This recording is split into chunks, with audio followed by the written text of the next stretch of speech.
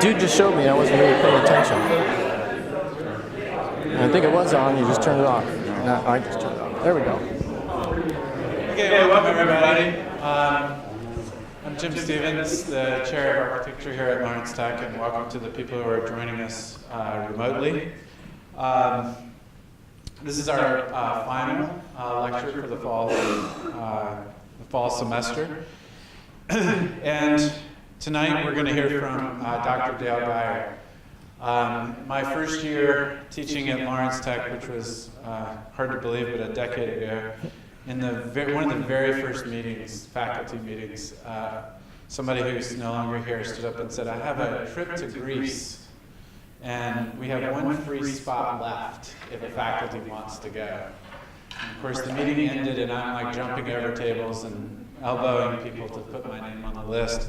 And then I found out the other faculty member was Dr. Gyure, and I remember thinking, oh no.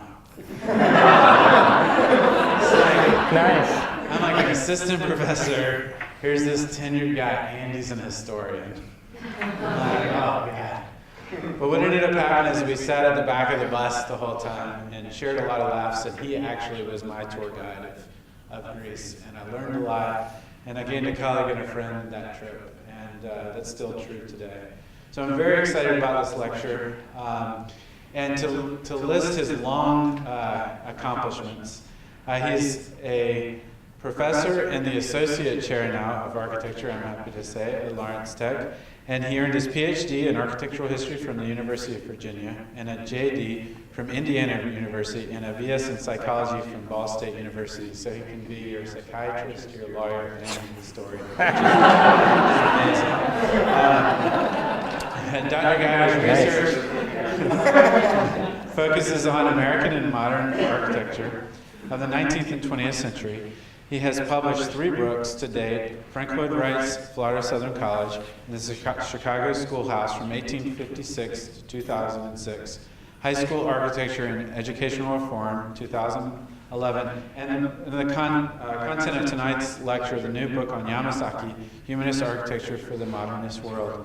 He has also written articles and reviews for Eris, CoAD, Chicago History, History of Education Quarterly, Journal of the Society of Architectural Historians, Oculus, and the Winthrop Portfolio. And his 4th book, yes, he has another one coming out, or he's finishing now that this one's done, The Schoolroom, A Social History of Teaching and Learning. And it will be published next year, so we expect you back next year for another lecture on that book. Dr. Gyure has served on the boards, directors of the Society of Architectural Historians, the Frank Lloyd Wright Building Conservancy, and Dacamano in Michigan, and is a member of the Michigan Historic Preservation Review Board. So that's the long list of qualifications. I won't take up any more of his time. I'm excited about the lecture. Welcome, Dr. Gyure.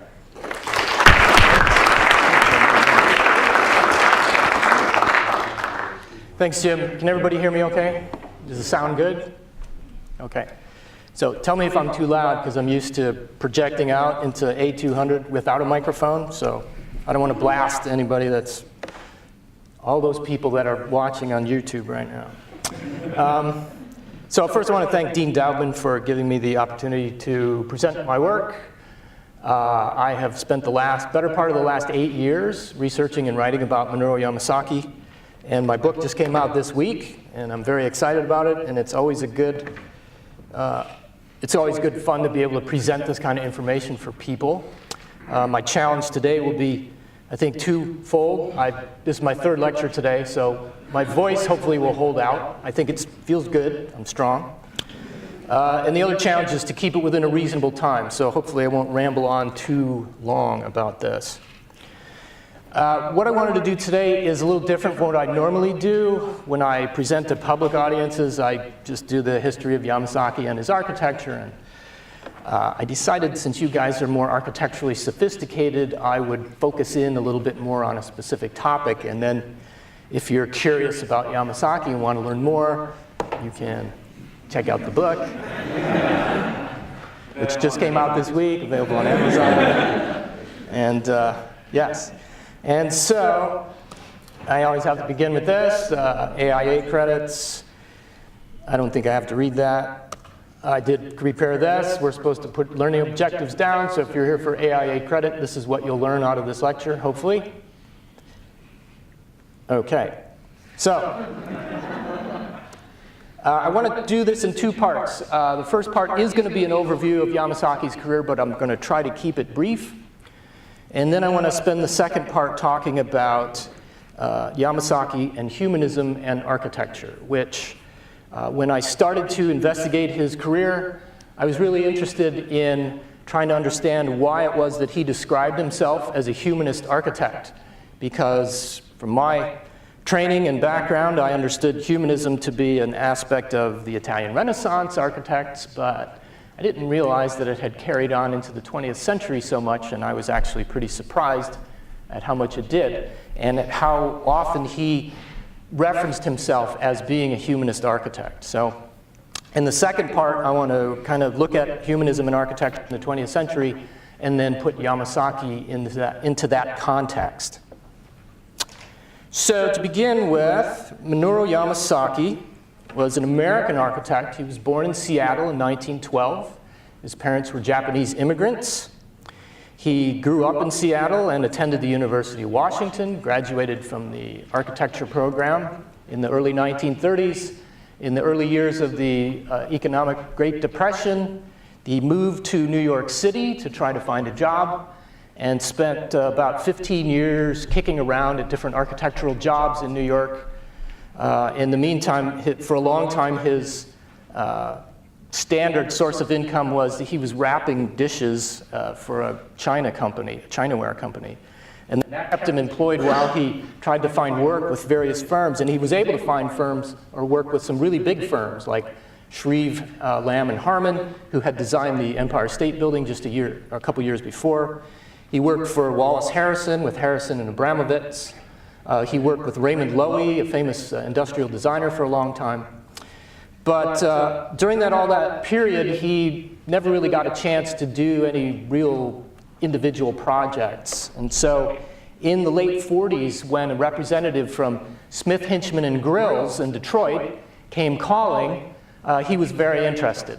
And Smith, Hinchman and Grills, if you know, is now Smith Group. Even back in the late 40s, it was one of the largest architectural firms, if not the largest firm in the country.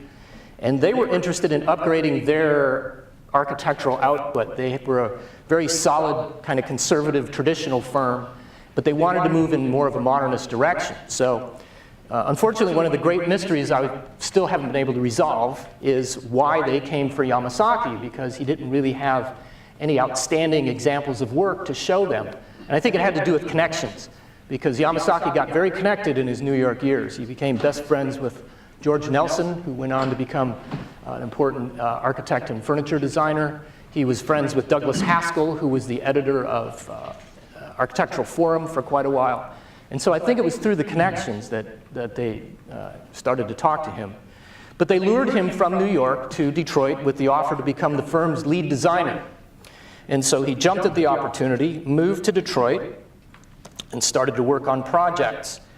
His most famous project from that era, and his first really important project, is the Federal Reserve Bank Annex in downtown Detroit, which is still there. Is very much in the international style mode of his early years. It was significant because it was the first steel frame curtain wall skyscraper building in Detroit, and drew a lot of publicity for that.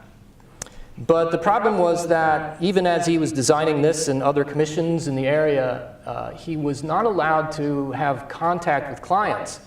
The way Smith Hinchman was set up was that only partners communicated with clients. So he was not a partner, but even though he was the lead designer in the firm, if he wanted to make changes in a project, he had to communicate with the client through a partner.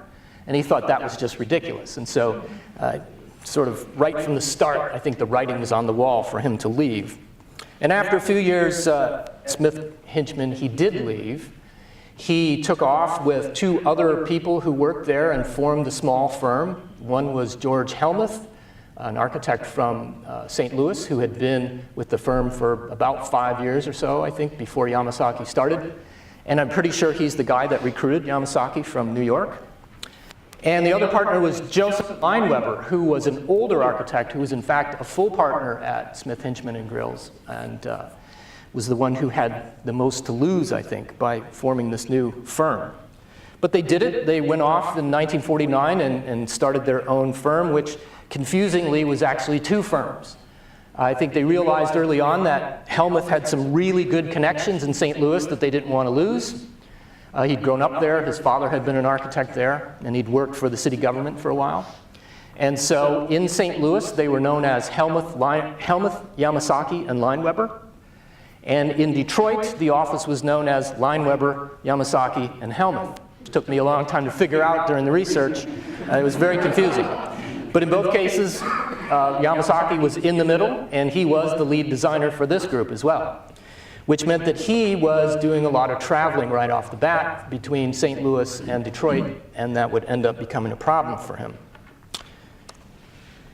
In the early days, he very much worked in a Miesian mode, as he said. Mies van der Rohe was his idol.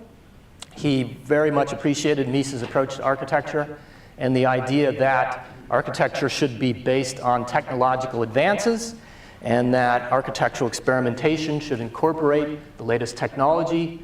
And of course that, if you know about Mies, the structure is really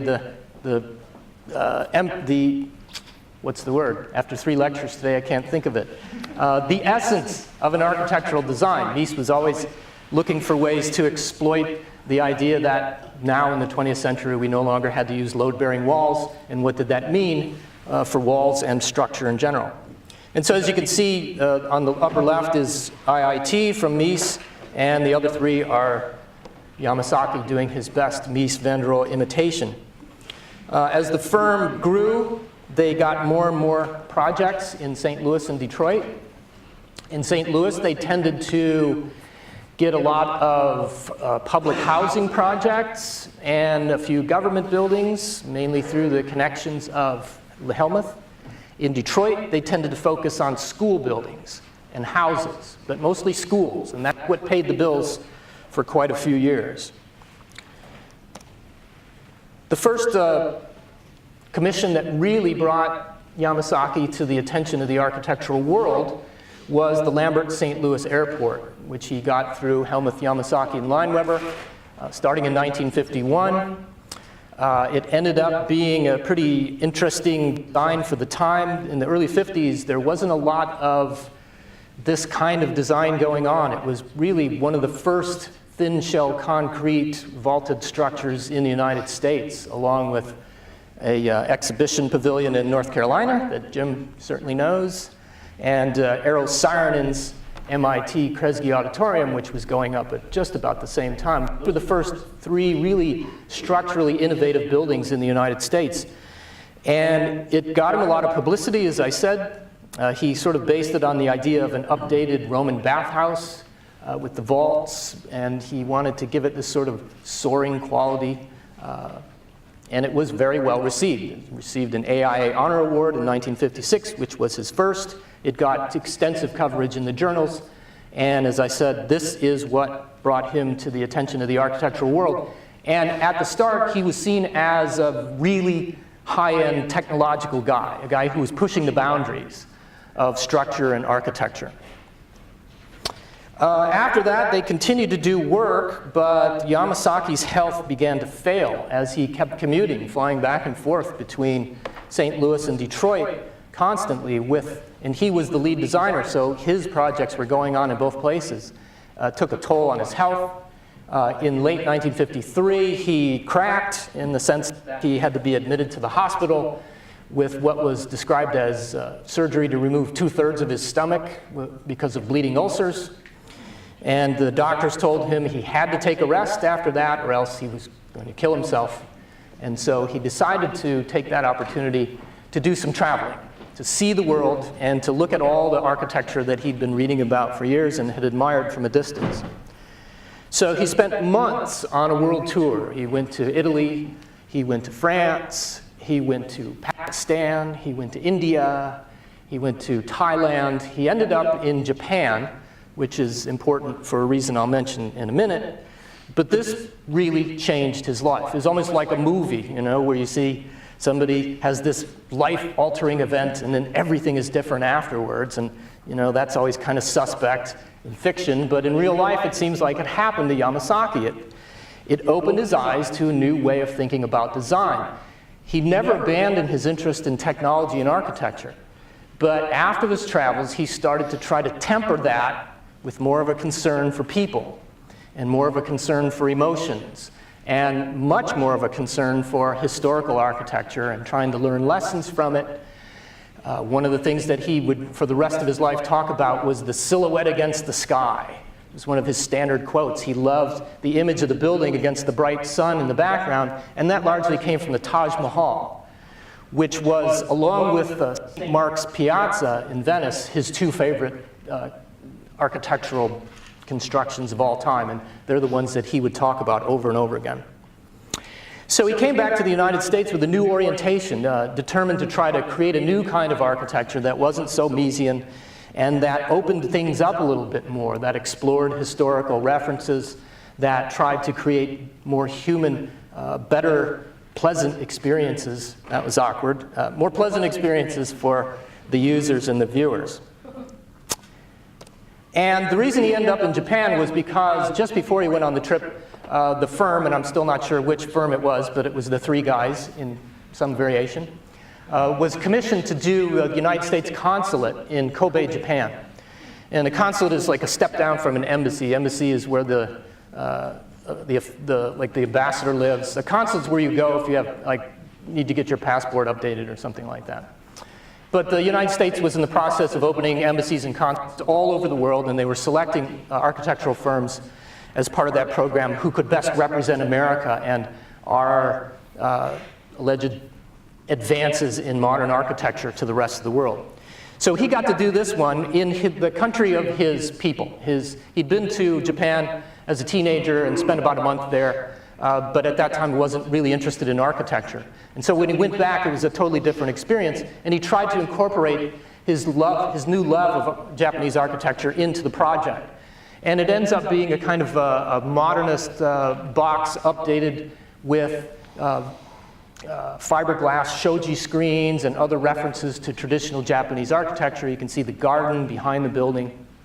And again, this was very, very well received by the architectural press. And before it was finished, the firm entered the competition to design the London Embassy, which was also part of this project. And they made it to the final three, which was Yamazaki and his firm, Errol Saarinen and Edward Durrell Stone. In the end, Saarinen's project was chosen, and that's what was built in London.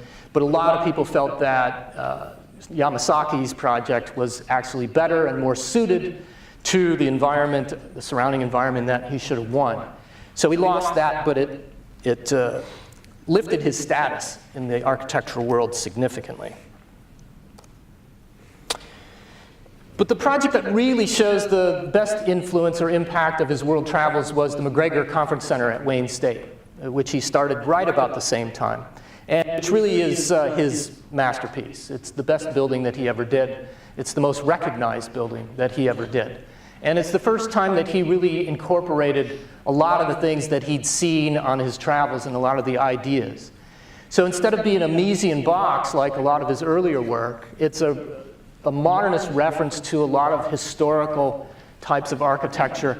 There's Gothic in here in terms of the kind of soaring quality. A lot of people have compared that central space to a nave in a Gothic cathedral.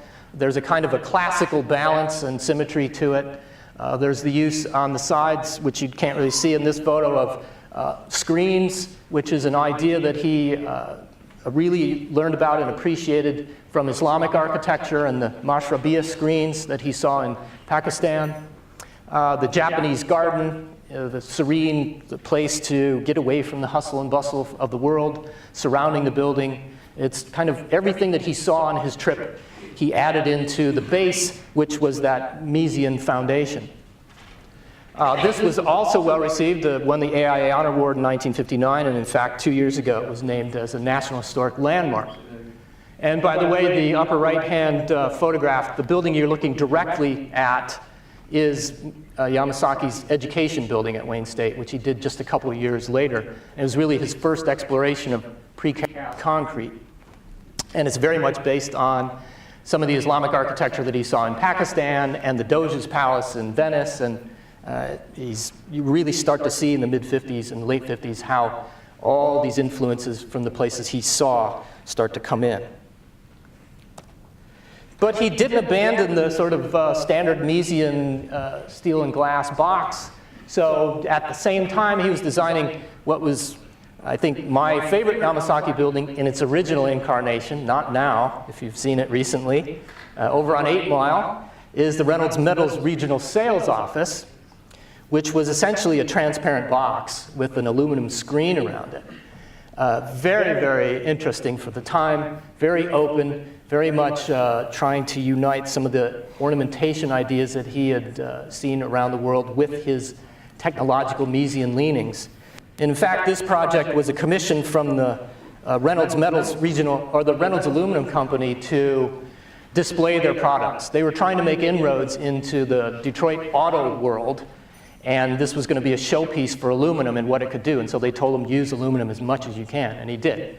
And the key element are those rings, the screen of aluminum rings that surround the box, which are another adaptation of the Islamic mashrabiyah screens that he saw on his travels. He did his first skyscraper in 1958, downtown Detroit, the Michigan Consolidated Gas Company, which is now One Woodward. And he thought that it would be an opportunity for him to rethink the tall building. He didn't want to just do what other people were doing. He wanted to create a new image for tall buildings, one that was more vertical and aspirational, as he called it.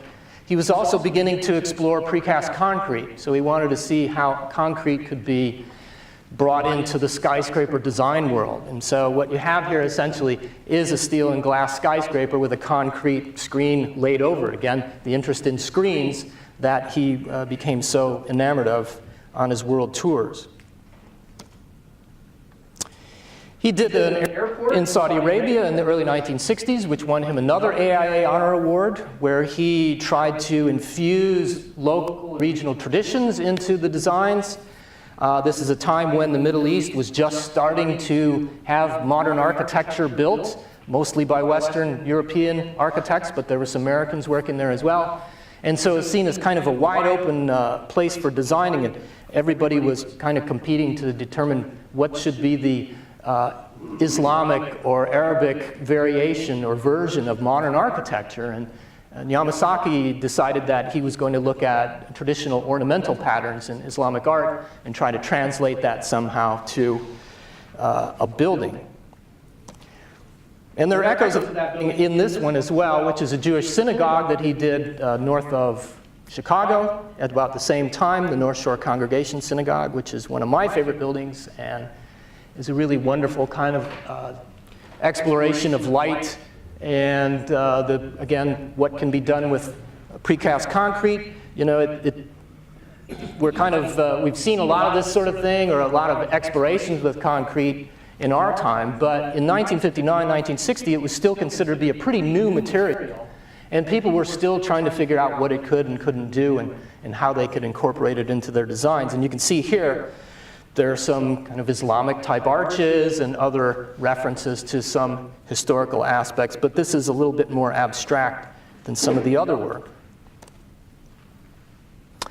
And about this time, he's hired by the government to create a science pavilion for the Seattle World's Fair in 1962. The US government decided that their exhibit at the World's Fair was going to emphasize science and our advances in science, and this is just before the space race begins, but after the Sputnik satellite was launched by the Russians, which scared the heck out of everybody in the United States government and the American academic community, because it was seen as a failure of the American educational system, that the Russians had beat us into space. And so it ended up, you know, there was a serious reworking of the educational goals in America to try to emphasize science and math, which sounds awfully familiar, I think. This was widely praised, and in fact, this was the first Yamazaki building that really attracted a lot of public attention, not just because it was at the World's Fair, but it was publicized in Look magazine and Life magazine and Time magazine and other popular venues. But maybe more important than that, it attracted the attention of a representative of the Port Authority of New York, who at the time was involved in the beginning of planning what was intended to be the world's largest building in New York City. And on the basis of his regard for Yamasaki's science pavilion, Yamasaki was invited to enter a competition with a number of other architects to design the World Trade Center. And his chief rivals in that competition were Walter Gropius and Philip Johnson. He ended up winning in large part because he seemed to demonstrate a mixture of technological acuity with a regard for human beings and the psychological aspects of architecture. And so he wins the commission. The project starts in 1962. It takes a long time. He goes through hundreds of schemes trying to figure out how to do this. The famous story is that when they send him the original offer letter to enter the competition, they put a figure in there as to what the amount of square footage was for the proposed building, and I don't want to cite it because I can't remember it accurately, but it was huge, right? And he thought it was a typo. So everybody in the office is like saying, oh, this will be great, you know, but we need to contact them to verify how big it's supposed to be, and it turns out they were correct. And so this small firm suddenly was engaged in the project to design the world's largest structure. So he went through all these different variations. He tried like 10 different towers and 5s and different groupings, came up with the notion of the twin towers, and construction proceeded from there. But in the course of that, the tide turned against Yamasaki, and this is really the high watermark of his career, because when the first models and drawings were unveiled in 1964, they were universally praised by the architectural community as being just really wonderful and something special and a new direction in skyscraper design. And then 2 years later, when he revealed or unveiled version 2, which was only slightly changed, the critics turned on him. Particularly Ada Louise Huxtable from the New York Times, who had championed his work in the past. And from that point on, they savaged him. And they said it was just too big, it was a behemoth, it was a gaudy, crass monument to capitalism and all these other things. Huxtable called it the world's biggest, daintiest building, or something like that. And implying, and I think she's correct actually, what worked for him on a small scale didn't work on a big scale, and that's essentially what he ended up doing at the World Trade Center. It was an overblown version of his architecture, and it wasn't his best design. And because of the backlash, the critical backlash that came after that, and a lot of it was just people who were unhappy because a whole neighborhood was torn down to make this, and because they loved the Empire State Building so much, and this was going to be taller. There's a lot of things that enter into the criticism. But as a result of the World Trade Center, 2 things happen in his career. One is that he becomes known as a skyscraper architect, even though that was only his 3rd skyscraper. The first and they all happened within a 3-year period.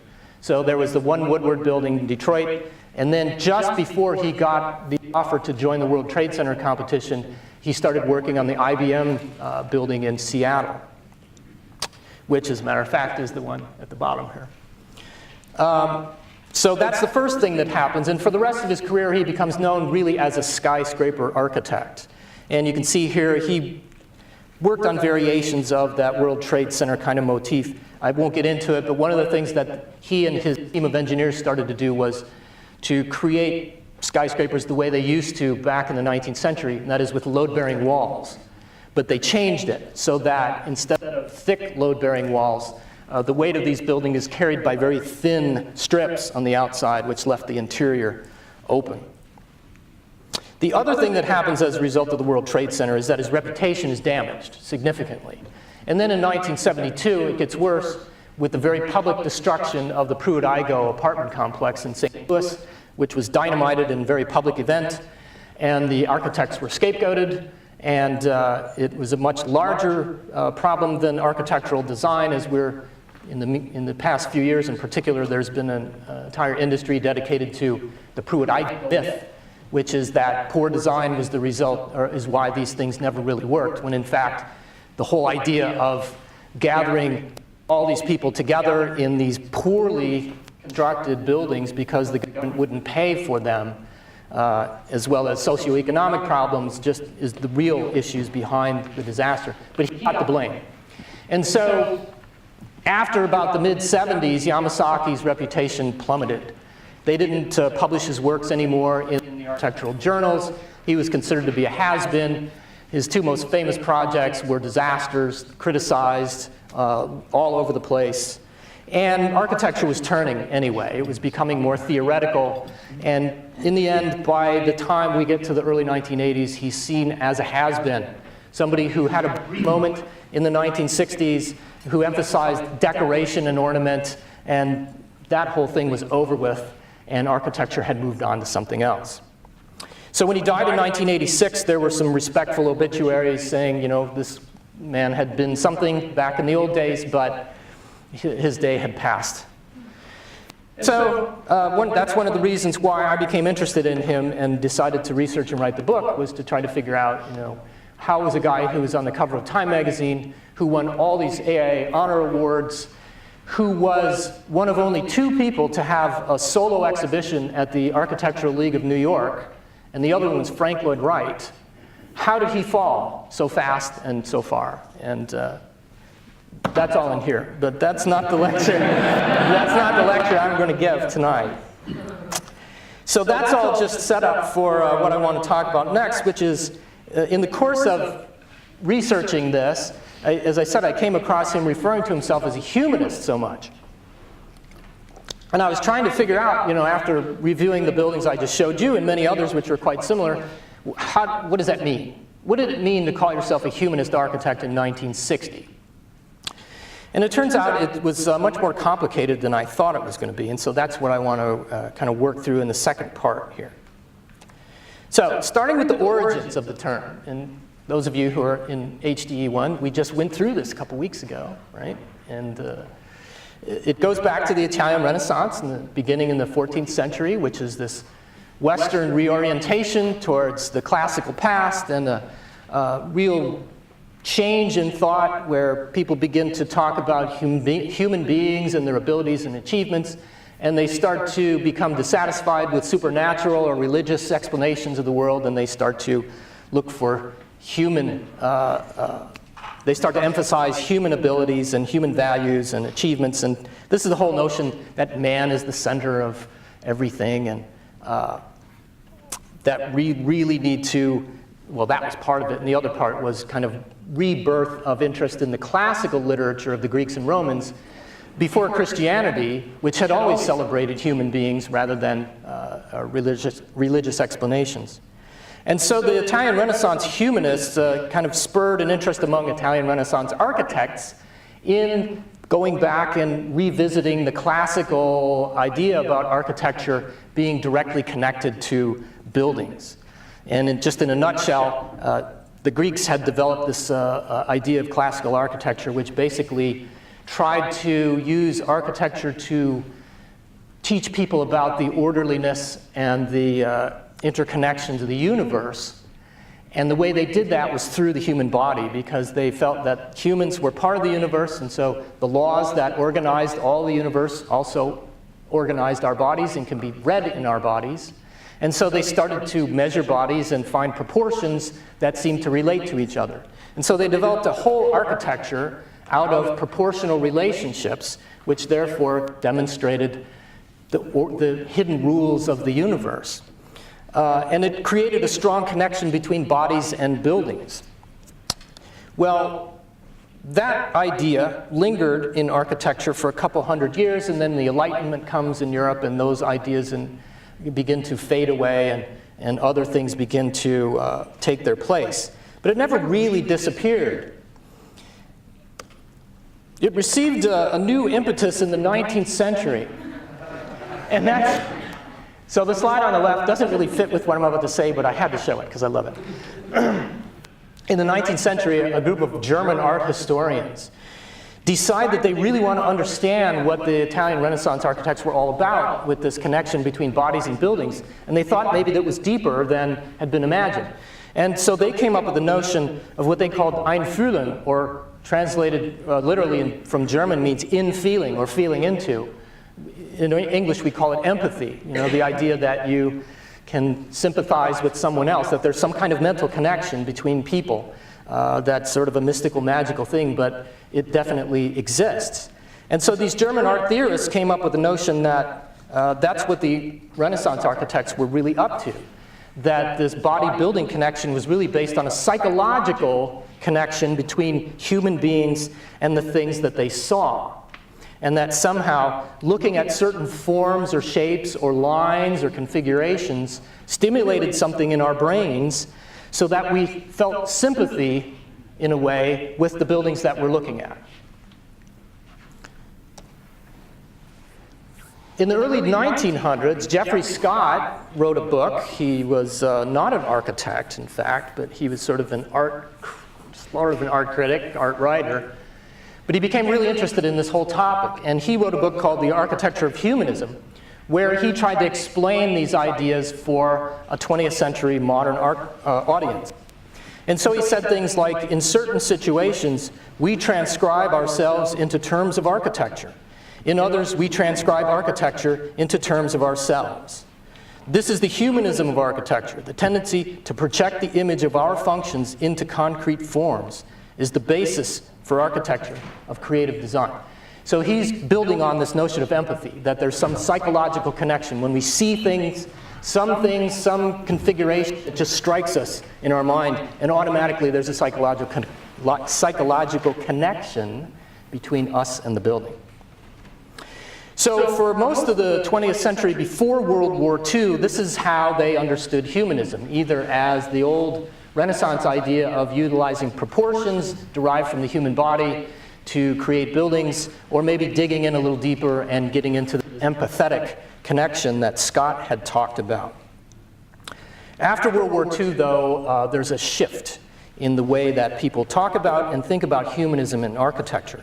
And it particularly begins to appear in the late 1940s, and the word or term humanism starts to show up a lot more frequently than I thought it would. So for example, in 1949, Rudolph de Cobre, a German art historian, publishes The Architectural Principles in the Age of Humanism, which is a book that reinforces the traditional body-building correspondence from the Italian Renaissance, but it's a more historically grounded study than Scott's was. Scott's was more of a theoretical piece, and Wittkover was a scholar, and he was trying to educate really a 20th century audience on the beauty of Renaissance design, particularly of Palladio, Andrea Palladio, which was all done through proportions, bilateral symmetry, and other notions which involved looking at the body and translating it to architecture. But at the same time, people like Le Corbusier are interested in proportional systems, and this is when he creates the modulor, which is an attempt to create a new modern proportional system that's somewhat similar to the Italian Renaissance, but is updated with everything but the kitchen sink. I mean, the Fibonacci series is in here, and the golden section, and everything that you can imagine. But the bottom line is that he was interested in this idea of connections between bodies and buildings. But other commentators started to use the term humanism in a different way, in a way that was more about counteracting what they saw as the overemphasis on functionalism and rationalism in the international style design that was dominating architecture in the 20s, 30s, and 40s. So for instance, Louis Mumford, who was a very prominent architectural commentator at the time, had a column in the New Yorker called Skyline, where he wrote about urban and architectural problems. In 1947, writes a column that is dedicated to talking about humanism in architecture, in which he says the main problem of architecture today is to reconcile the universal and the regional, the mechanical and the human. And that he said in the article, architecture should serve human psychological and physical and emotional needs, and the international style doesn't do it. The international style is more interested in designing for function or exploring technological developments, and they're forgetting about people. And so Mumford was trying to reorient people, or reorient architects towards what he thought was more important. And in particular, I showed these two images at the bottom. He tried to get people to pay attention to what he called the Bay Region style, which was the work of architects in San Francisco, William Worcester and Bernard Maybeck, who were using natural materials and human scale and references to regional vernacular traditions to create a new and different kind of modernism. And at the same time, in the 40s, Alvar Aalto is rising to prominence, and he is just blatantly writing and talking about humanist architecture. He writes an article in 1948, for instance, called The Humanizing of Architecture, where he says its purpose is to bring the material world into harmony with human life. And again, he says we need to prioritize human needs and desires, human psychological experiences and emotions, and not just functional plans and structural innovations. And again, it's a reaction against that international style dominance. And in many ways, the person who's most associated with humanism and architecture in the post-war world is Vincent Scully, who is an architectural historian at Yale University, who in 1957 published a book called Modern Architecture, where he kind of reintroduces the term, but in a new way. Humanism in architecture, for him, is an extension of Scott's idea of empathy, the relationship, the mysterious psychological relationship or connection that we have with a building. Now, this is part of a larger project where he's challenging the standard interpretation of modernist architecture at the time, which came from Siegfried Giedion, who wrote a book called Space, Time, and Architecture, which surmised that the roots of modernist thinking go back to the Romans. They're the first people to really concentrate on interiors. And so Giedion said that's really the genesis of what modern architecture would become later on. Scully thought that was wrong. He wanted to go back to the Greeks because he felt that in addition to that interior emphasis being important, what was missing in Gideon's interpretation was an emphasis on the building as an object, a sculptural, three-dimensional object. And so in this piece, Modern Architecture, he urges architects to return to the notion of empathy, the psychological connection. And he says things like, we empathetically experience upright bodies in terms of our own. This, he's trying to relate, he says there's this incredible mysterious connection that when we see the right kind of building, it strikes a chord in us, and we kind of relate to it as a person. He talks about upright bodies over and over again. He talks about characteristics of architecture like dynamism, which are also found in human beings. And it's all kind of vague, but at the same time, he is talking about making that connection, that psychological connection, in a sort of Scott-like experience. But at the same time, he added a new wrinkle, which was he brought the Cold War context into it. So for Scully, there was two aspects of humanism in architecture. One was empathy, the other was democracy. He called humanist architecture the architecture of democracy. And his argument was that democracy is the best political system that's ever been invented because it takes into account individual freedom, free expression, and we need to find an architectural correlation to that. And that would be a humanist architecture. And so he and others started to talk about architecture in the same way that people were talking about abstract expressionist painting in the 1950s and jazz music. They were promoted as American art forms that grew out of our unique cultural situation where we had freedom and we had free expression. And only in a place like that, only in a culture like that, could these kinds of art forms evolve. And they're very free art forms without rules, and well, they have rules, but without the constraints of tradition. So Scully has this sort of odd new interpretation of humanism in architecture, which involves politics and the Cold War, as well as more traditional notions of empathy and connections between body and building. So it's during this time that Yamazaki starts to identify himself as a humanist. And in 1960, he gives a lecture in London to the Royal Institute of British Architects, which he entitles A Humanist Architecture. And there, for the first time, he kind of lays out what he means when he's talking about that. And his principles are, and he lists these in his talk, architecture's goals should be to enhance the enjoyment of life through beauty and delight, to be uplifting so that we can reflect the nobility to which man aspires, to give order and through order a background of serenity for the complexity of modern life, To be truthful, by which he means buildings should have clarity of structure and should show that structural honesty, as I teach my students. To have a full understanding of and a fidelity to technology that was seen by Yamazaki and others as the whole reason for modern architecture. The zeitgeist had changed, technology had given us new materials and new ways of building to play with, and it was your responsibility as a modernist to explore those avenues. To be in scale with man so that at all times he's secure and happy in his environment and intimately related to it. Wait a minute. Yeah, that's the last one. Okay. Sorry, I thought there was another one. So I looked at this and I thought, well, this is interesting. You know, some of it seems to relate to what I've been talking about, but some of it doesn't. And quite a bit of it seems more oriented towards just mainstream modernism. And Mies van der Rohe might fulfill some of these categories or goals. So I started to look at the culture to try to understand maybe, you know, what these guys were talking about in a non-architectural way. Because, as we know, and as you learn in my classes, culture influences architecture. There's no getting around it. So I wasn't surprised to find quite a bit of talk about humanism out there in the culture after World War II. And something to remember is, this is right after World War II. And the high-tech slaughter and destruction, followed by the Cold War and the threat of nuclear annihilation, was on people's minds. This was the first generation of human beings who had to live with the threat of annihilation from nuclear war, and it had an effect on them.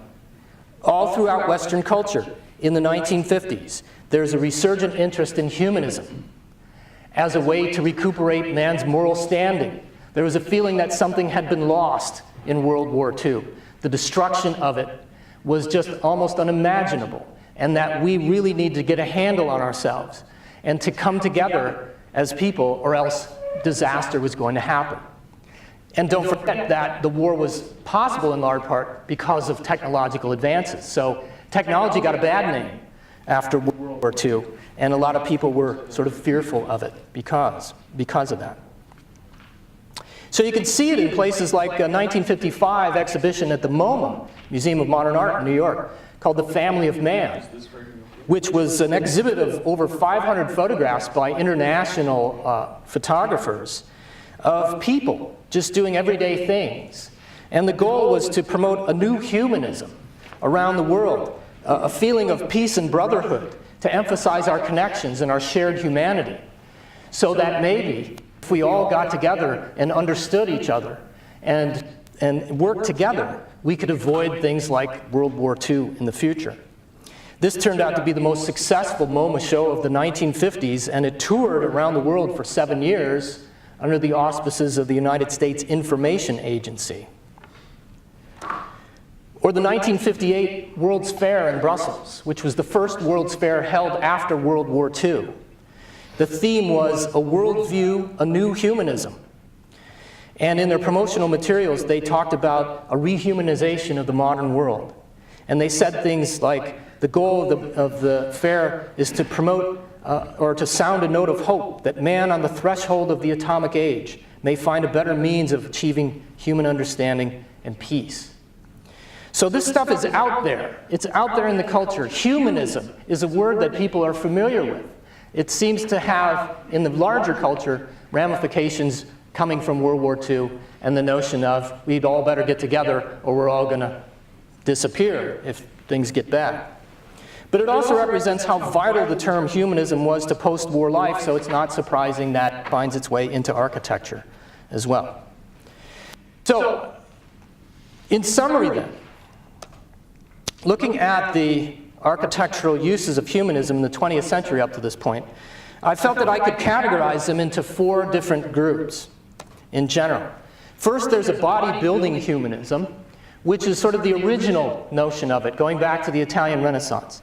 The idea of recognizing the correspondence between human bodies and buildings from classical architecture, epitomized by the Italian Renaissance, in terms of using ideas that you can find in the body, like proportional relationships, bilateral symmetry, etc., and then inscribing them into buildings.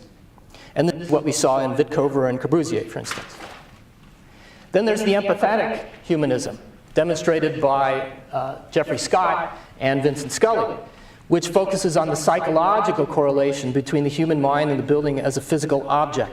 That magical, mystical connection where we'll sometimes look at a building and it just seems right, and we almost treat it like a human being. In fact, Scully would say we do treat it as a human being. Third, the democratic humanism, which Scully represents mainly, and I'm not sure anybody really followed him on this, but it's about humanism as a symbol for the architectural expression of the freedom and the individuality exemplified by democratic societies. It's the architecture of democracy. And then last, there's psychological humanism, which is rejecting the cold, sterile, international style emphasis on functionalism and efficiency in favor of designs that attempt to fulfill psychological and emotional needs. It's the flip side of the origins of modernism, which was all very much tending to focus on functionalism, and even if it disregarded people, strangely enough. And now we've got a group of people who are saying, let's reset this, let's focus more on people and how they feel and how they experience buildings. And that's represented by Louis Mumford and Oliver Alto. And so if you look at these in general, what you see is a shift, where before World War II, humanism in architecture tends to mean either the empathy humanism or the bodybuilding humanism. After World War II, the psychological humanism becomes much more important. And so after going through that, I got a better understanding of where Yamazaki was coming from.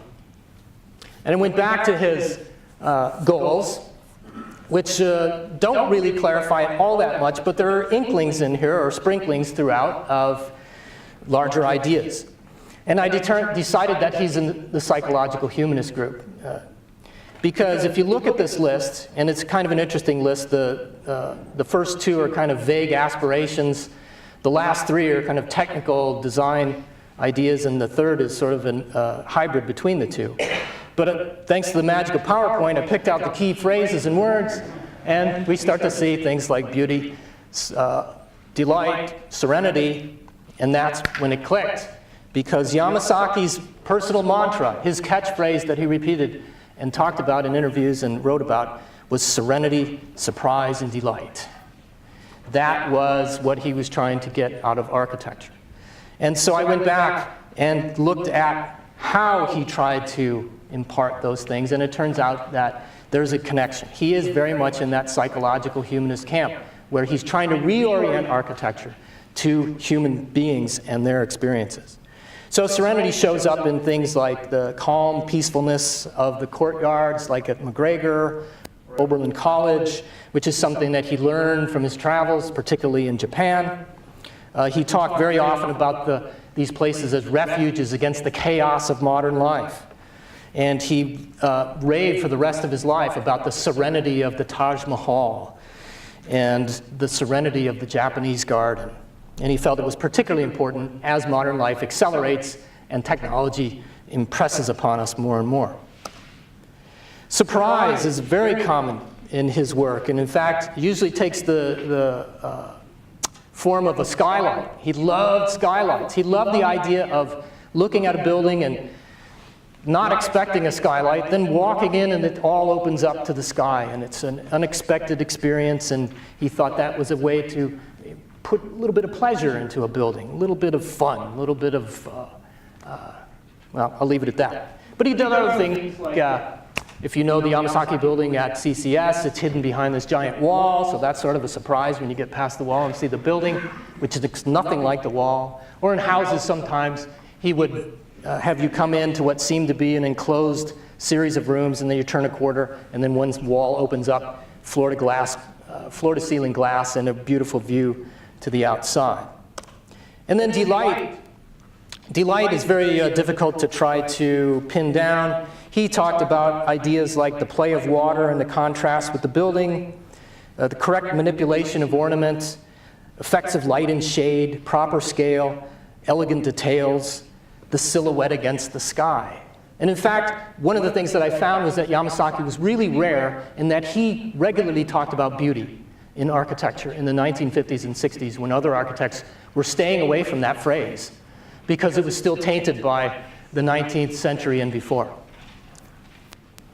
So in the end, I realized that what Yamazaki was talking about when he called himself an architectural humanist was this psychological humanism, this attempt to bring human ideas and feelings back into architecture at a time when it seemed to have been lost, at a time when it seemed like technology had overwhelmed modern design and put too much of an emphasis on functionalism and materials and structure and things like that. And in fact, his hero, Mies van der Rohe, didn't quite exhibit that. That's the one thing he felt that Mies lacked. For all his savvy with plans and structure, he felt that Mies lacked a human touch. And that was the one thing that would have made his architecture even better. So in the end, Yamazaki was participating in the creation of a new post-war definition of architectural humanism, one that merged an appreciation of architecture's psychological and emotional effects with a healthy dose of Cold War fear and anxiety, which resulted in buildings that attempted to make you feel good and happy. And this all kind of started, or it was all part of a larger post-war therapy session, I think, that spilled into the architectural world. An attempt to assuage people's anxieties about technology on the brink of disaster for the first time after World War I or II had created this untenable situation. So it begins as kind of a backlash against the cold sterileness of the international style, and then I think it takes on a little bit larger implications. For Yamazaki and others, the move took the form of introducing human beings back into architecture. And so even though he fell from favor pretty drastically and pretty quickly after the 1970s, what my project does with the book and the lectures and articles to follow is to stimulate a reconsideration of his work on its own merits, and not to think about the prejudices that labeled him as a decorator back in the 1950s, or that saw his architecture as sort of flimsy and silly and not very deep or theoretical in the 1970s or 1980s. I think that his attempt to humanize architecture by creating pleasant and peaceful and beautiful environments was a noble attempt that is appropriate for any architect of any era. So, thank you.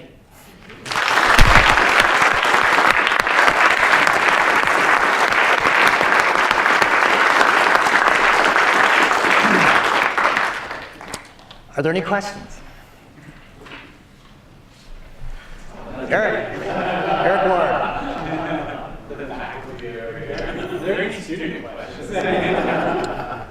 I'm supposed to give you that, so I've done my job. Oh, okay, good. I was kind of a curious, funny question. Will your books be discounted to students? Okay, next question. Next. You know what?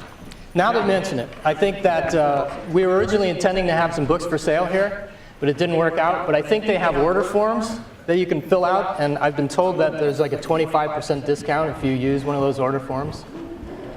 So. And also, LTU bookstore will match that. And okay, good. LTU's bookstore will match that as well. So. It's a wonderful Christmas present, holiday present, birthday present, gift for your in-laws and loved ones, doorstopper. You know, it's got great images in it too. Do we have any other student questions? If not, I'll let the faculty have at it. Oh man, come on, students. I'll start, and then a student can show me up with a much better question. So you said you did the research that you did. You found some lectures that you gave in a sort of an industry setting. Did you discover anything? Did you do any teaching, and did you do any lectures in an academic setting? And did the academy also reject him? Was this part of his? That's a good question. Not at first. I mean, when he was riding high and achieving his highest fame, he was on the circuit. He showed up as a guest critic. He gave lectures at colleges. He was awarded honorary degrees by schools. He also designed a lot of college buildings, which I didn't get into, but he was known early in his career, before he started to get famous, kind of as a school designer. And he was really well regarded as a school designer. Won some awards and probably could have just done that for the rest of his life, but he had higher aspirations, I think. But he did a campus plan for Carleton College in Minnesota and designed a number of buildings there. He designed a campus for a university in Canada and did a couple buildings there. He did buildings at Oberlin. He did buildings at Harvard, 2 buildings at Harvard, 2 buildings at Princeton, building at Butler, and probably something else I'm forgetting. So he was involved with academia as a designer, and he was on the lecture circuit.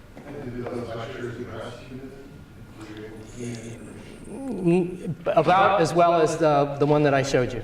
I mean, that's the best statement that I found of him trying to explain what he's getting at. And it's not exactly the best. Yes, next. I don't need the mic, really.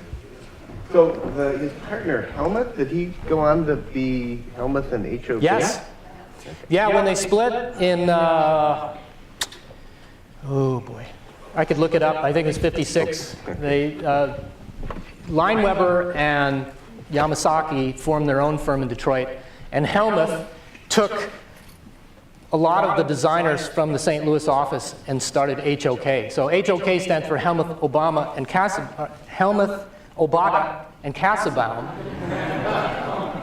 And Helmuth is the Helmuth who I talked about, and Obata was Yamazaki's chief right-hand man before the firm split. So he kind of received the Yamazaki training. And I think in his early work in particular, there's a lot of Yamazaki. You study it. But yeah, HOK is Helmuth. I had one more question too. Did you realize that you taught history backwards today? At least for a little while. Like about 10 minutes. Maybe. I won't admit it though.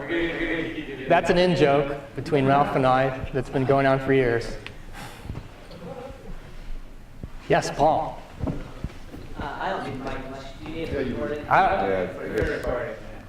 First of all, as a University of Washington graduate, I think you had an excellent choice. That institution has produced some brilliant minds. My question might be slightly unfair, but I was really intrigued on that relationship between the global family of man version of humanism and Vince Scully's sort of democratic humanism. And even though he seems sort of like a one-off, I do wonder if that global family of man is still a Western discourse at the time, and to what extent, like, for example, humanism gets evoked in Soviet thought or in Soviet architecture, because, of course, that's a heavily debated term in the whole Marxist tradition. So it might be unfair because I recognize the nature of this project, Sure. but it was just something that came to mind. I was curious about. Yeah, it's very much a Western concept. And now I just forgot what I was going to say.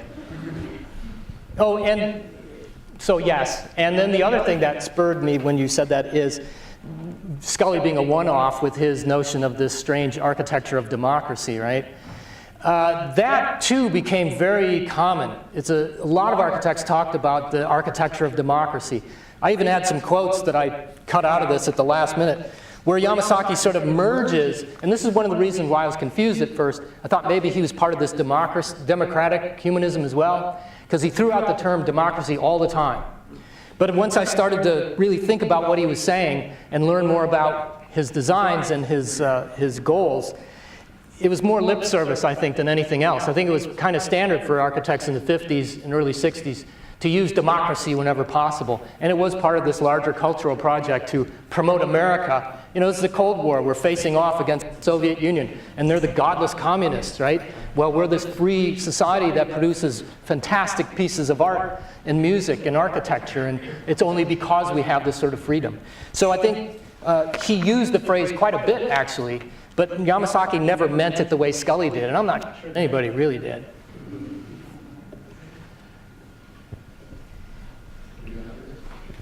Cody, student first.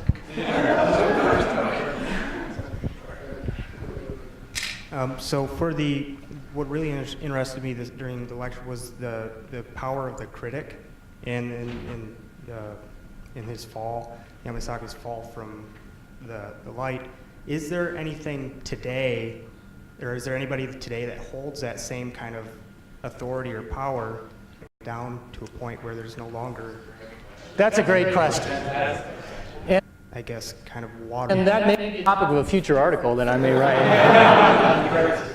You are very astute in ascertaining the role of the critic back then. They were very, very important, very powerful. Like, Scully was an artist or an architectural historian like me, taught at Yale, but he was very influential, and he could almost make or break careers based upon what he said. He also was engaged in trying to direct architecture in certain ways, which I don't do, and I don't know any other people who teach these days who undertake that role. But what's happened in general is that almost every week, it seems, I see indications that a critic of some sort has lost their job. And lately it's been music critics, but that's because the architecture critics have already lost their jobs.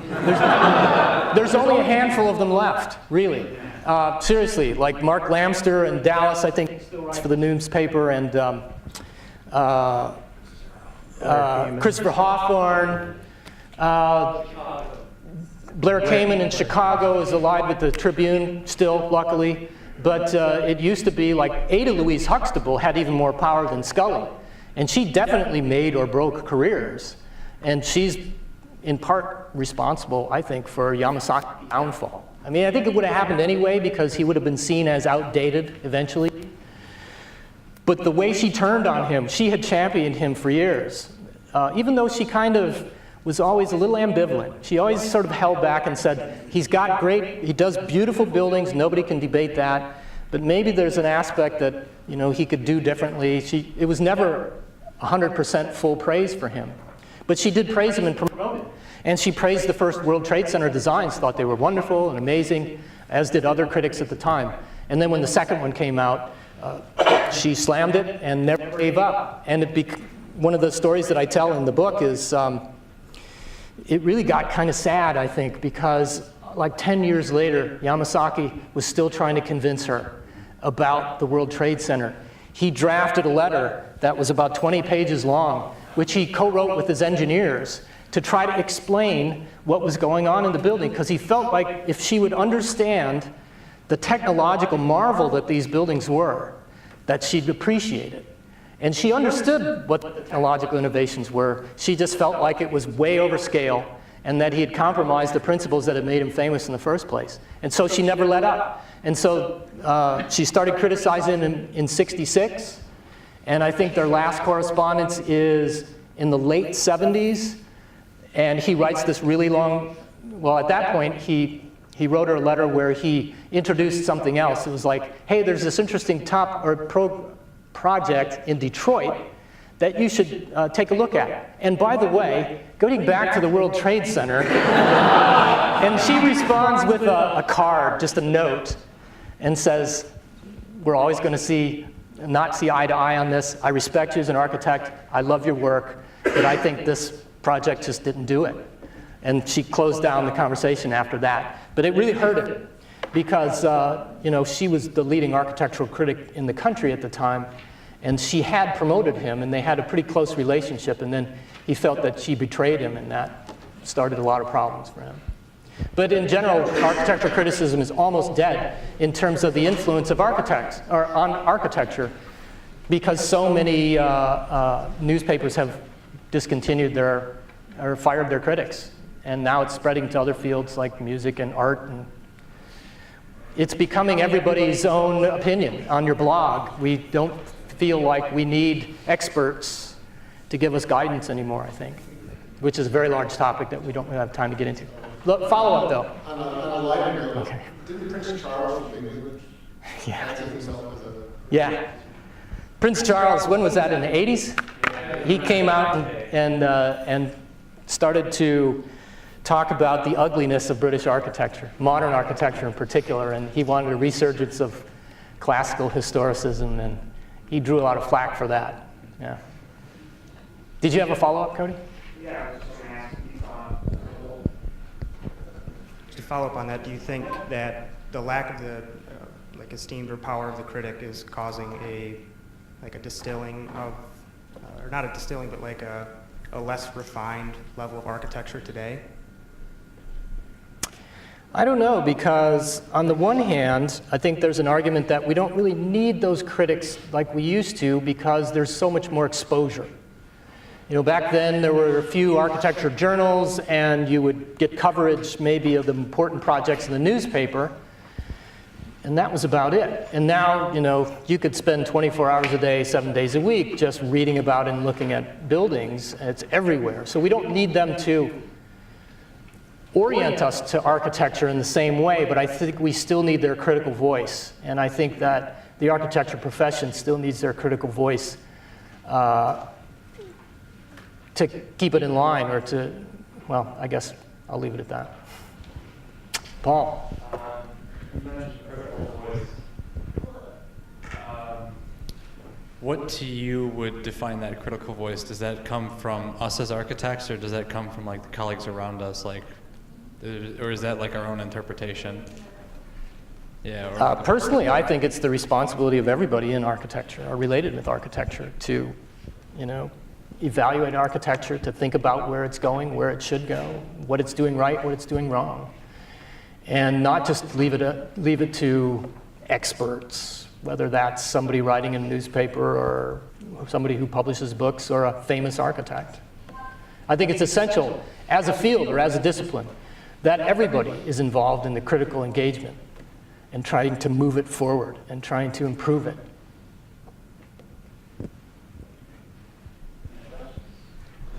Jinfeng. I overheard you talking with other people about the houses, you know, he designed. And then I wonder if any of the houses has any historical significance.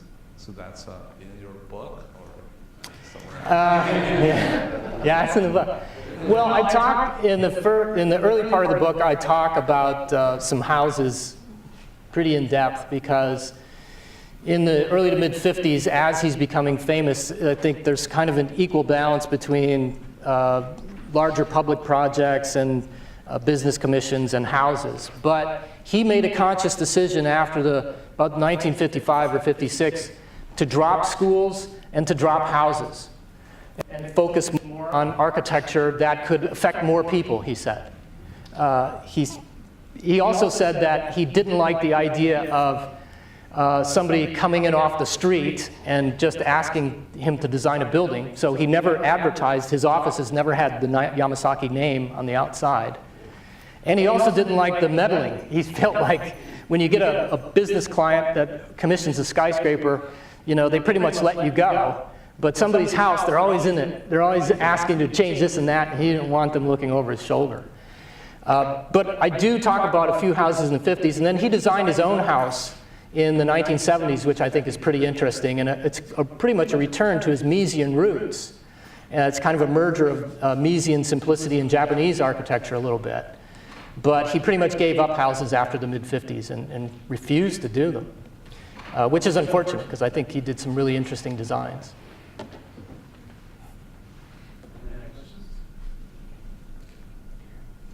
Are you guys going to go at it here?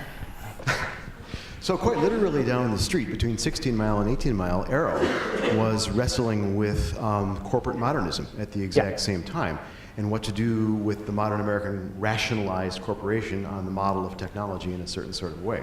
Was there any ever dialogue between, there was, okay. Absolutely. Arrow, Saarinen, and Yamazaki were friends. Yamazaki lived not very far from where Saarinen's office was located, up in Birmingham, or north of Birmingham. And they had a really good relationship, to the point where, you know, there's a famous story that with the London Embassy competition, that they both reached the final round. Just before they submitted their initial entries, the story is that Saarinen decided to play a joke on Yamazaki. And apparently Yamazaki they both worked all the time, and they stayed up all night working and had terrible hours. And so Yamazaki would show up at Saarinen's office at like 1 a.m. and just to, you know, talk about things and see what was going on, and likewise. And so the story is they decided to work up a version of Saarinen's entry to the London Embassy competition that was like an exact copy of Yamazaki's. And so Yamazaki pops up one night and they go, hey, check out our entry into the London Embassy competition. And Yamazaki's like, whoa! It was essentially his own, slightly changed, and it freaked him out. And then they all laughed. And so they had a really good relationship. But in terms of, like, I keep talking about future articles, maybe I'll get to or not, I think there's a real healthy competition between those two guys. And I've started to chart similarities in buildings, like the St. Louis Airport comes virtually the same time, slightly after Saarinen starts to design the Kresge Auditorium at MIT, and they're both thin-shelled concrete vaults, the first two really in the country. There's a couple other instances where Yamazaki does something and then Saarinen follows up with something that is a little bit similar. And I think, and of course I can't find any evidence of this in correspondence, and neither of those guys are around anymore, but I think they were playing off of each other, intentionally trying to one-up each other in a friendly kind of competition. So the follow-up to that is when Yamazaki pivots off of Wayne State buildings onto corporate America, onto the Consolidated Gas Tower, he's tackling a new building type, the skyscraper, and also a new organization type and client type, the corporate state, in some sort of way. Would that have an impact on the definition of humanism or how he tried to deal with it? He maps a different animal entirely onto it. That was my question. State that again. I lost track. I started thinking, honestly, in the first part, I started thinking about something else, and then you turned on me. He pivots off of Wayne State. Yes. Okay, and a smaller scale campus environment to the gas tower, a large corporate client. Yeah. And Arrow's wrestling with the corporate client too. Right. That pivot from one building type to the other, one client type to the other, and the mapping of humanism and the place of the individual with respect to the corporation. Do you think, how did it affect him? How does it hold up? Well, and I think the World Trade Center is the best example of how it doesn't hold up in some cases. And it's a fascinating story. In fact, if you're really interested, I'm going to lecture a week from today at Wayne State in the McGregor building, specifically on the World Trade Center. But what happens there is, you know, the most interesting aspect of the World Trade Center for me was the plaza. Because in the first iterations of the plaza, there are trees all over the place. There's a moat around the edge of the plaza. And it's a real kind of pleasant environment that's intended to kind of offset the massiveness of the buildings. And there was no going back on the size of the buildings. He either would have had to quit or he had to make them that big. So he was stuck with it. So in the first iterations, I think he tempered the building a little bit by trying to make the plaza a human kind of place. In the end, it turned out not to be that way. In the end, it's this windswept place that, I don't know if you ever went there when it was I gotta go all the way back. It was a terrible, I missed it, didn't I? There it is. Is there any people in that photo? Well, I doubt it. Couple of things happened. On the one hand, budget. He was under a lot of pressure. And an easy cut was to trim down the plaza. Not trim it down in size, but to empty it out of all things. Now he ended up with the sculpture in the middle, and there's some sculptures around the edges. But it's a big, empty, windswept place, which was not very human at all. His argument was, well, the way he justified it, and I don't know if he ever really believed it, but this is what he started to tell people, was that when the buildings are that big, there's nothing you can do at ground level to make them any better. And he said, frankly, plus when you're in a city like New York, you know, all the buildings are big, so everybody should be used to a larger scale. But he felt he started to downplay the plaza when I think in the early days that was really the emphasis, where he felt that he could bring some of his older principles in to humanize it a little bit. The other thing that hurt the World Trade Center was that you didn't enter the buildings through that plaza. People entered the buildings below that level. There was a whole world down there of shops and train stations, and almost everybody who worked in the World Trade Center came in subterraneously and took an elevator up. So there was no traffic. Yeah, there was a mall under the ground. And so there wasn't really any need, particularly once you got up there and it was windy and it was cold and there was these, I mean, if you wanted to get a good view of the buildings, sure, but for some people it was a frightening experience to have these big buildings looming over you. So was the critic right then, that he abandoned his principles? Yeah, I think she was. I think she was, yeah. Did the execs Yeah. landscaping and parks and basketball courts and beaches. Absolutely. He envisioned Pruett having a river of green through it, as he called it, which was landscaping, grass. In some early iterations, there's even some water in there. That left really early. But it was going to be like a park. It was the Corbusier idea of the tower in the park. And the government and the budget that they had for those projects was just bare bones. And so they cleaned all that out, as well as shrinking the size of the rooms, and it ended up hiring the cheapest contractor. And once the buildings were built, the maintenance budget was zero, so they weren't kept up. And there's a lot of problems with those housing projects. But it was the same thing in that this time it wasn't his decision, though. He was forced to. But he might have been forced in the World Trade Center a little bit, too. But I think the way that he justified it later was to say it wasn't all that important. And I don't really believe that. But I really think that's the apex of his career, and everything starts to go down after that. His health goes down. His personal life goes down, and his popularity diminishes significantly. After the World Trade Center, I can't think of one building that was published in an architectural journal. Whereas through the 50s and 60s, he was on the list of most represented architects in the top 5 consistently. They loved his work. Yeah, Mark? I wanted to make a remark first about architecture critics and then get back to these ideas about humanism. It seems to me that I'm not so surprised, given the rise of online journalism, that we don't see architecture critics appearing in papers or having that power. What is a shame, what does bother me, is that architecture critics have been dropped from the architecture press. For example, 12, 15 years ago, Architectural Record was regularly publishing, in every issue, at least 2 of these 3 critics, Michael Sorkin, Martin Filler, and Bob Campbell, all of which they're great writers and great thinkers, and they're dropped. And that's a problem. What do we have now? Well, Aaron Betsky is like the Betty Crocker of architecture, But I want to get back to the idea about humanism. If I've read the Time Magazine article from early 60s, 62 on Yamazaki, and Louis Kahn gets a paragraph in it, like, oh, there's this other guy, right? And their fortunes, their reputations have now completely reversed. Mm-hmm. What I'm seeing is that as you get to the 60s, Yamazaki's idea his wish for humanism in architecture only increases. But architecture goes in a completely different direction. Mm-hmm. And I want you to tell me why. Come back in 10 years after I write another book, and then I'll have a good answer for you.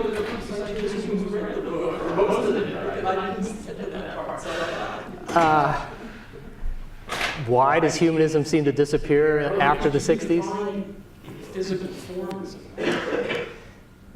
Well, let me put it this way. What I've just finished teaching my students in 20th century architecture is that after the 60s, there's a real disillusionment with the idea that architects can change the world and make it a better place.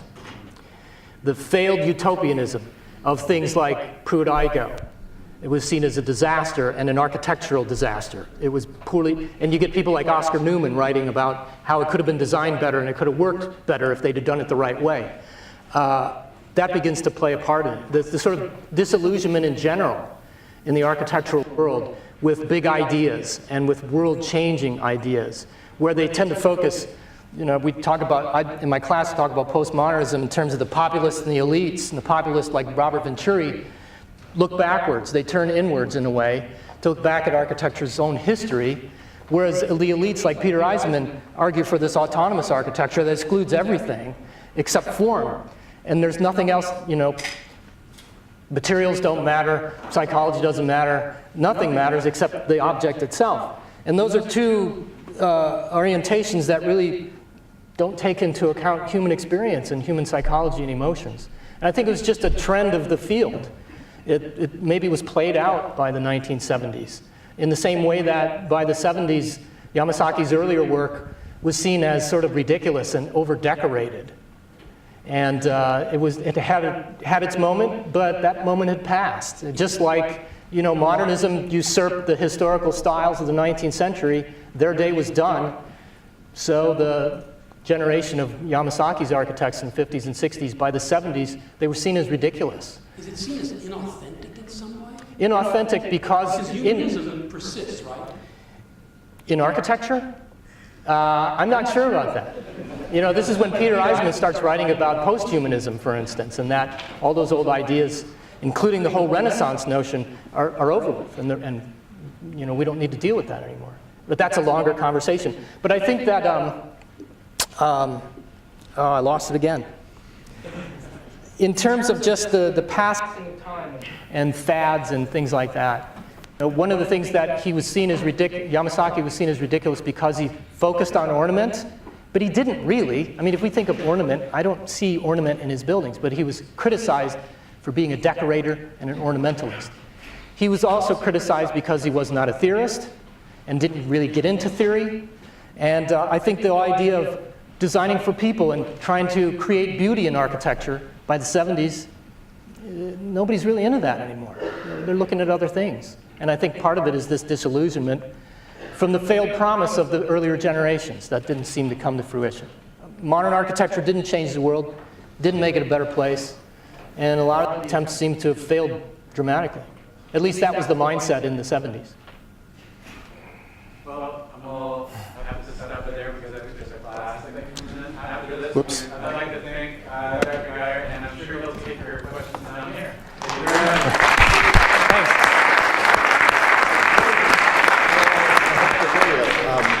very much. I sent an email to John Gallagher hoping I would get him to come tonight.